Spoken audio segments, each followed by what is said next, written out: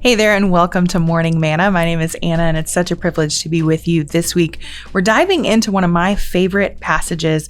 It's Psalm 139, a passage that God has taken me back to and spoken to me time and time and time again. I don't know if it's one of those for you yet, but I trust that God's going to use it in your life. Today is probably one that I think the Lord took me to when I was in middle school and used it to really speak formation into my life at a time when I was trying to figure out who in the world am I?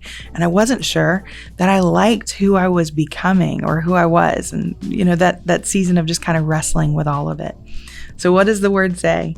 Psalm 139, verses 13 through 18. For you formed my inward parts. You knitted me together in my mother's womb. I praise you, for I am fearfully and wonderfully made. Your works are wonderful. Wonderful are your works.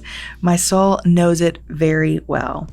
I got to be honest with you. I wrestled with those two verses so much. You formed my inward parts. It's like, God, you're the one who designed me. And yet I don't understand how you made me. But then David says, wonderful are your works. Whether we think that it's wonderful or not, God looked at creation and he created us in his image and he said, it is good.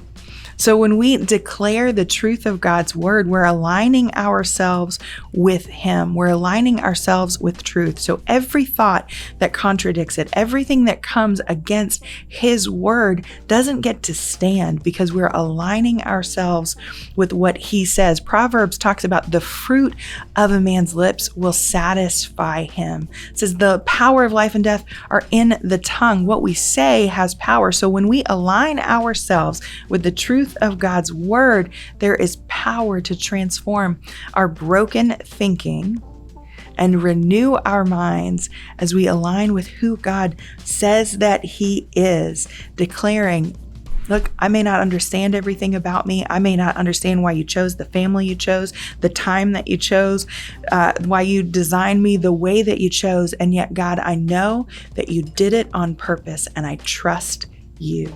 Today, read these verses over yourselves. Declare the truth of God's word and let it speak to you, body, soul, and spirit. See you tomorrow.